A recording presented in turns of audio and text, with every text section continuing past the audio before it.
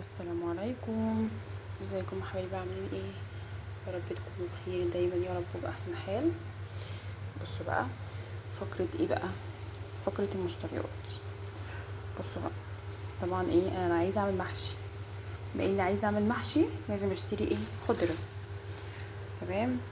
فانا عشان الاقي خضره طازه وفريش وخضره وجميله لازم اروح فين بقى؟ لازم اروح السوق. طبعا انا مش بروح السوق عشان يعني ما شاء الله لازم اخد التلاتة معايا. بصوا ما شاء الله خضرة جميلة ازاي. ف بنزل انا وعادل بقى نتمشى شوية، انا وعادل جوزي، وبنجيب بقى ايه. بنلاقي مثلا بالليل بنلاقي والله في ناس كتير قوي بتبقى قاعدة، وبالذات كمان الناس اللي بتبقى قاعدة على اي كوبري ده. تمام. فجبنا كزبرة وبقدونس. طبعا انا قلت لها عايز شبت، قالت لي والله ايه لسه ما جاش، بس ما شاء الله جميلة قوي طازة ولسه اصلا جاية حالا. الاربعة ب5 جنيه. بصوا الربطة عاملة ازاي، دي ربطة واحدة. بصوا ما شاء الله جميلة، دي ربطة واحدة اهي. بصوا ده طبعا البقدونس.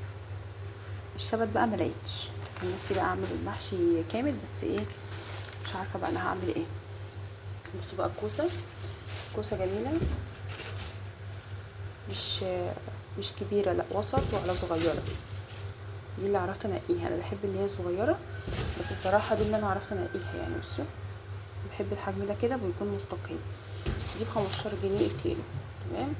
بصوا بقى الطماطم دي انا جايباها علشان خاطر اعمل المحشي طبعا، فكنت منقياها. قال لي 3 ب10 جنيه. تمام. هي المفروض ب5 جنيه بس ايه، آه الاتنين ب15 وب5 جنيه، والتلاتة ب10 جنيه لقيتها ايه، بس لازم تتنقى كويس عشان لقيت فيها حاجات كده يعني. المهم لقيت جبت ب10 جنيه عشان اعمل ايه المحشي وكده. تمام. دي القطه بتاعتنا بقى. بصوا القطه الصغيره الجميله دي كيوت خالص. انا عايزه افهم ليه الخيار ب20، مش فاهمه. يعني هو المفروض ان هو كان اصلا ب10 وب15 فجاه مره واحده كده عشان بكره السوق ولا ايه معرفش. المهم إيه، جبت القطه ديت كيلو ب15 جنيه. فايده كانت عايزه قطه، جبت لها قطه. كانت اكلها عند جدتها وقالت لي ماما انا عايزه قطه بس عايزاها صغيره مش كبيره. بقى الليمون بتاعنا، الليمون بدا يرخص. بصوا الليمون ما شاء الله حلو اهو. المفروض يعني ان هو الكيلو ب20. الملك لك لك يا صاحب الملك، اللهم صل وسلم وبارك على سيدنا محمد وعلى اله وصحبه وسلم. بصوا جميل والله. ليمونه مليانه، بصوا طريه مش ناشفه. بصوا طريه خالص، مليانه ميه سبحان الله. ما شاء الله جميله. جبت نص كيلو. تمام.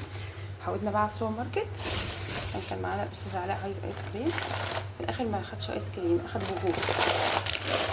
بصوا يا جماعه، انا عايزه اقول لكم ان الفشار ده تحفه حرفيا بجد ما شاء الله. الفشاره لغايه اخر واحده لا بتتحرق، وما شاء الله بتقرمش وكبيره مش صغيره.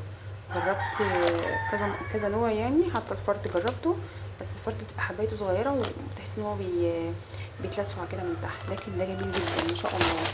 طبعا الجبنه التركي احنا مش بنجيبها من عند اي حد. تمام.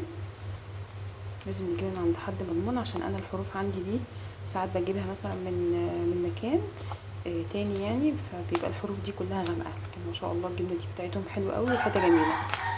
جبنه عادل، هو كل يعتبر كل حد فينا بيحب حاجه صراحه. انا لا ماليش في الجو ده، انا ليا في المثلثات الامام فريده او جبنه التلاجة.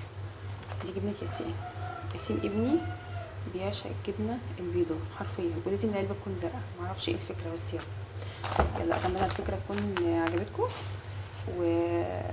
وحبيتوا الجوله ديت او الفقره ديت. بحبكم في الله، والسلام عليكم ورحمه الله وبركاته. ما تنسوش تدعموا القناه عشان يوصل لكم كل جديد، وتحطوا لايك بعد اذنكم. مع السلامه.